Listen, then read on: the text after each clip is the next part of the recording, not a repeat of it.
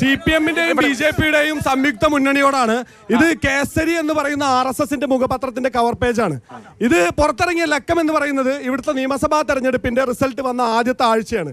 ഇതിൽ എഴുതിയിരിക്കുന്നത് ഇത് അടവ് നയത്തിന്റെ വിജയമെന്നാണ്.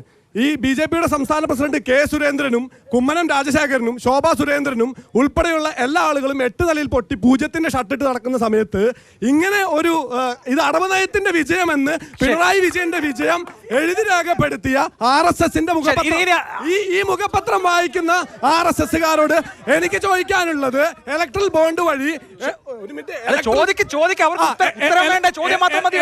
ഇലക്ട്രൽ ബോണ്ട് വഴി പാകിസ്ഥാൻ പ്രവിശ്യയിലുള്ള ഹബ്കോ എന്ന് പറയുന്ന ഏറ്റവും വലിയ സോളാർ പവർ കമ്പനിയിൽ നിന്ന് 400 കോടി രൂപ സ്വീകരിച്ചതിന്റെ രേഖ ഈ അടുത്ത് പുറത്തു വന്നിരുന്നു.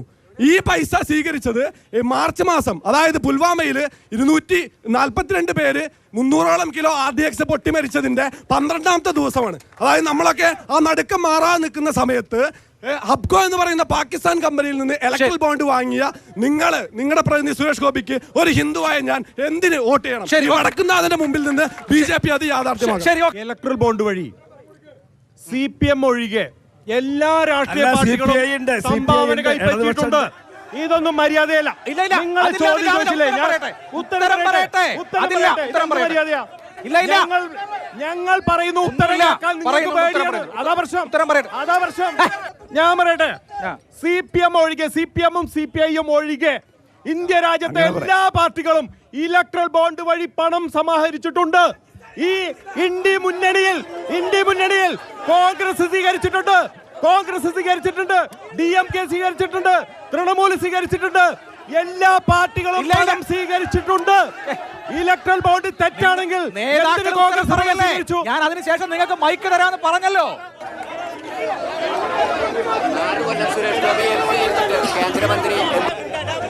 നോക്കൂ, ഇത് അവസാനിപ്പിക്കുകയാണ്. മറുപടി പറയാൻ നിങ്ങൾ സമ്മതിക്കണ്ടേ? ചോദ്യം ചോദിക്കുക, മറുപടി പറയാൻ സമ്മതിക്കാതിരിക്കുക എന്ന് പറഞ്ഞാൽ എങ്ങനെയാണ് നടത്തുക? Bharatiya Janata party electoral bond വഴി പണം സമാഹരിച്ചിട്ടുണ്ട്. ഇതിൽ ഒരു തെറ്റും ഭാരതീയ ജനതാ പാർട്ടി കാണുന്നില്ല. ഇത് സർക്കാരിന്റെ നയമാണ്. എല്ലാ രാഷ്ട്രീയ പാർട്ടികളും സുതാര്യമായി ബാങ്ക് വഴി പണം സ്വീകരിക്കണം എന്നുള്ളതാണ് BJP-യുടെ നയം. ഇത് കള്ളപ്പണം ഒഴിവാക്കാനാണ്. നിങ്ങളൊരു കാര്യം മനസ്സിലാക്കുക, BJP മാത്രമല്ല എല്ലാ രാഷ്ട്രീയ പാർട്ടികളും, ഞാൻ നേരത്തെ സൂചിപ്പിച്ചു, CPM-ഉം CPI-യും ഒഴികെ എല്ലാ രാഷ്ട്രീയ പാർട്ടികളും ഇലക്ട്രൽ ബോണ്ട് വഴി പണം സ്വീകരിച്ചിട്ടുണ്ട്. ഇലക്ട്രൽ ബോണ്ട് തെറ്റാണെങ്കിൽ എന്തിന് കോൺഗ്രസ് പണം സ്വീകരിച്ചു? എന്തിന് DMK പണം സ്വീകരിച്ചു? എന്തിന് ആം ആദ്മി പാർട്ടി പണം സ്വീകരിച്ചു? എല്ലാവരും പണം സ്വീകരിച്ചിട്ടുണ്ട്. പാർട്ടികളുടെ ശക്തിക്കനുസരിച്ച് ഏറ്റക്കുറച്ചിലുണ്ടായിട്ടുണ്ട്, അത് ശരിയാണ്. പക്ഷേ നിങ്ങളുടെ ഇന്ത്യ മുന്നണി ഉണ്ടല്ലോ, ഇന്ത്യ മുന്നണി ഖാലിസ്ഥാൻ തീവ്രവാദികളിൽ നിന്ന് പണം കൈപ്പറ്റി. അതാണ് നിങ്ങൾ ചോദ്യം ചെയ്യേണ്ടത്. ഖാലിസ്ഥാൻ തീവ്രവാദികളിൽ നിന്ന് രാജ്യത്തെ ഒറ്റിക്കൊടുക്കാൻ വേണ്ടി. ഇനി ഞാൻ ചോദിക്കട്ടെ, CPM-ന് പണം ലഭിച്ചതിനെ കുറിച്ച് എന്താ കണക്ക്? CPM-ന്റെ കണക്ക് എന്താ? എല്ലാ പാർട്ടികളും സ്വീകരിച്ചതിനെ സംബന്ധിച്ച് കണക്കുണ്ട്. CPM-ന് കണക്കില്ല, CPI-ക്ക് കണക്കില്ല. കള്ളപ്പണമാണ്. CPM-നും CPI-ക്കും കള്ളപ്പണമാണ്. കണക്കില്ല, അവർക്ക് കണക്കില്ല. അദ്ദേഹം പറഞ്ഞത് ഇലക്ട്രൽ ബോണ്ട് വളരെ നിയമപരമായിട്ട് ശരിയാണെന്ന് സ്ഥാപിക്കുകയാണ്. സുപ്രീം കോടതിയാണ് അത് തള്ളിക്കളഞ്ഞത്. ഇലക്ട്രൽ ബോണ്ട് പറ്റില്ല എന്ന് പറഞ്ഞു. അത് കള്ളപ്പണം തട്ടിയെടുക്കാനുള്ള നിയമവ്യവസ്ഥ ഉണ്ടാക്കിയതാണെന്നാണ് സുപ്രീം കോടതി പറഞ്ഞത്. തള്ളിക്കളഞ്ഞു. ഞാനൊരു സാധാരണ വീട്ടമ്മയാണ്. ഞാൻ ജീവിക്കുന്നത് നമ്മുടെ വടക്കുന്നാഥന്റെ മണ്ണിലാണ്, തൃശ്ശൂർ നാട്ടിലാണ്. ഈ സപ്ലൈകോല് സാധനങ്ങളില്ലാതെ മാസം പെൻഷൻ കൊടുക്കാതെ പിന്നെ എന്ത് വികസനമാണ്? ഇതൊന്നും ചെയ്യാൻ പറ്റാണ്ട് എന്ത് വികസനമാണ് ഉദ്ദേശിക്കുന്നത്? പിന്നെ അന്നന്ന് പണിയെടുത്ത് ജീവിക്കുന്ന ഒരുപാട് പാവപ്പെട്ട കുടുംബങ്ങളുണ്ട്. കൂലിപ്പണിക്കാരും ഓട്ടോറിക്ഷ ഡ്രൈവർമാരും അങ്ങനെ ഒരുപാട് പേരുണ്ട്.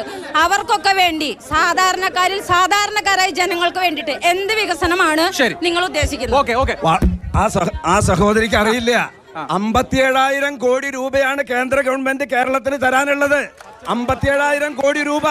ആ പൈസ കിട്ടിയാൽ ഇവിടെ പെൻഷൻ 2,500 രൂപ പെൻഷൻ കൊടുക്കും. ഞങ്ങള് 2,500 രൂപ. അതൊക്കെ വളരെ ക്ലിയർ ആയിട്ട് ഞങ്ങളത് ചെയ്യാൻ തയ്യാറാ.